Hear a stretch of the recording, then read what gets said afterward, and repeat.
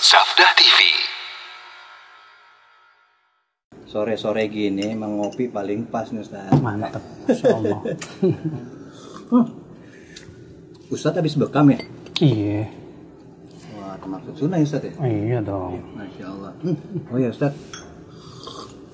Anda mau nanya nih Ustaz, bagaimana sih Ustaz cara memilih seorang dai atau guru yang bisa dijadikan sumber ilmu? Karena sekarang banyak banget nih dai-dai bermunculan, bahkan seperti selebriti sekarang.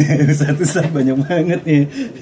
Ya sebetulnya kalau kita melihat dalil dari Al-Quran, hadis dan perkataan para ulama, sudah dijelaskan apa sih tips yang harus kita jadikan sebagai pegangan di dalam memilih guru, mengambil ilmu. Yang pertama adalah hendaknya guru itu lurus akidah dan manhajnya. Ditunjukkan oleh hadis Nabi SAW. Nabi bersabda, "Inna min asyratis sa'ah an yultamasal ilmu indal asagir." Sesungguhnya di antara tanda hari kiamat, ilmu itu diambil dari al-asagir. Hadis ini dikeluarkan oleh Ibnu Mubarak dalam kitab Az-Zuhd dan sanadnya sahih. Nah, Ibnu Mubarak berkata, apa yang dimaksud dengan al-asagir? Kata Ibnu Mubarak, al-asagir itu adalah ahli bid'ah. Sehingga itu menunjukkan bahwa tanda hari kiamat adalah orang mengambil ilmu dari orang-orang yang menyimpang pemikirannya. Berarti hadis ini menunjukkan tidak boleh kita mengambil ilmu dari orang-orang yang menyimpang. Ini dengan kesepakatan seluruh ulama. Pemahamannya nih Ustaz ya maksudnya. Iya,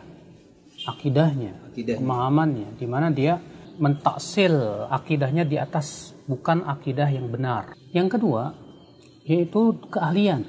Karena keahlian ini sangat penting sekali. Orang yang tidak ahli di bidangnya, yang tidak faham dalam suatu permasalahan, tidak boleh berbicara dalam masalah seperti itu. Makanya Allah mengatakan fas'alu ahla dzikri. Tanya ahlu dzikr. Apa itu ahlu dzikr? Yaitu orang yang ahli terhadap Al-Quran dan hadis Nabi SAW. Makanya Imam Nawawi berkata, la yanbaghi li talibil ilmi an yatluba illa mimman kamulat ahliyat. Tidak layak penuntut ilmu mengambil ilmu kecuali dari orang yang sudah ahli. Ini berarti dia punya kemampuan yang dalam, keilmuan yang dalam terhadap Al-Quran dan hadis. Yang ketiga, ini adalah syarat keutamaan saja, berakhlak mulia yang bisa kita jadikan panutan dalam hidup kita. Karena kan yang mana guru kan singkatannya digugu dan ditiru kan, bukan wagu untuk ditiru. Yang pertama ini yang paling utama, masalah lurusnya akidah dan manhaj penting. Kenapa? Karena ini berhubungan dengan lurusnya akidah kita. Kalau kita salah dalam berguru, kita bisa menyimpang nantinya. Maka kalau kita lihat ya, buah itu jatuh tidak jauh dari pohonnya kan. Kalau gurunya menyimpang ya muridnya biasanya begitu. Berantakan udah semuanya. Kecuali kalau buahnya jatuh kena truk dibawa ke Lampung gitu kan. Bisa. Iya. Makanya Ibnu Umar berkata, dinak, agamamu jagalah. Agamamu jaga. Fa inna ma huwa damuka wa lahmuk. Kenapa? Karena agamamu adalah darah dagingmu. Ya khudh 'anil ladzina istaqamu. Ambil dari orang yang istiqamah dan jangan kamu ambil dari orang yang menyimpang. Kalau Anda mau ambil yang baiknya, buang yang buruknya aja.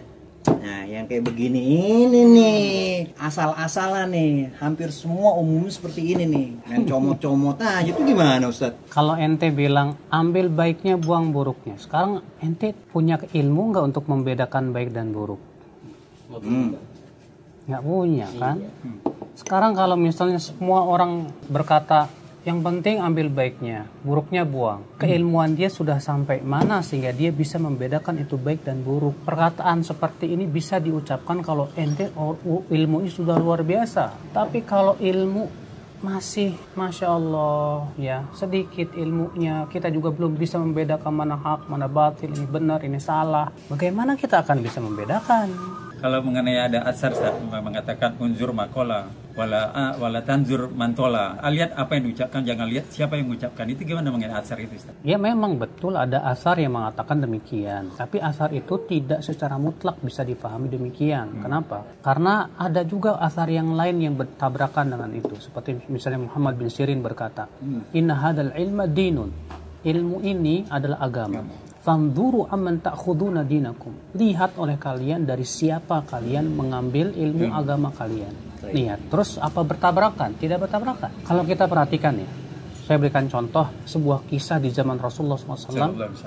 Abu Hurairah ditugaskan oleh Rasulullah SAW untuk menjaga zakat fitr, makanan zakat fitr. 3 malam berturut-turut datang maling dan itu ditangkap oleh Abu Hurairah. Kemudian di malam yang ketiga Abu Hurairah tidak melepaskannya. Tapi apa kata si maling ini? Maukah aku ajarkan kepada engkau ya Abu Hurairah, kalau kamu baca sebuah bacaan ini sebelum tidur, kamu akan dilindungi dari setan sampai pagi. Apa itu? Baca ayat kursi. Akhirnya ia melapor ke Rasulullah. Apa kata Rasulullah? Shadaqaka wa huwa kadhub. Kali ini dia benar, walaupun dia tukang dusta. Tahukah kamu Abu Hurairah siapa orang yang 3 malam berturut-turut datang itu? Itu setan. Lihat, ketika yang diucapkan oleh setan benar, Rasulullah membenarkan. Tapi apakah Rasulullah berkata kepada Abu Hurairah, udah kamu belajar sama setan sono? Oh, itu maksudnya Ustaz. Nah, itu lagi. Jadi kalau misalnya ada orang yang mengucapkan kata-kata dan kita tahu itu benar, naam, kita terima siapapun yang mengucapkan. Hatta iblis pun, kalau ada maling ngomong ke kita misalnya, kamu jangan jadi maling ya kayak saya. Terima nggak? Terima dong. Tapi kalau kita bersimpuh menuntut ilmu, gak bisa kepada sembarangan orang. Harus bisa membedakan ya Ustaz. Iya, kalau kita bersimpuh menuntut ilmu, kenapa kita akan mengambil ilmunya? Maka dia harus orang yang mumpuni, dia harus lurus akidah dan manhajnya. Supaya apa? Supaya ini betul-betul membimbing kita dalam agama kita, dalam hidup kita. Harus dibedakan antara ini dan itu ya. Alhamdulillah. Nambah. Masya Allah Ustaz, jazakallah khair Ustaz, jadi tambah ilmu hari ini. Buat kita semua nih. Masya Allah. Kopi tamu nih. Masya Allah. Dapat ilmu, dapat Pisang goreng. Dicoba. Iya, apa. Nih, ini nih tapi nih.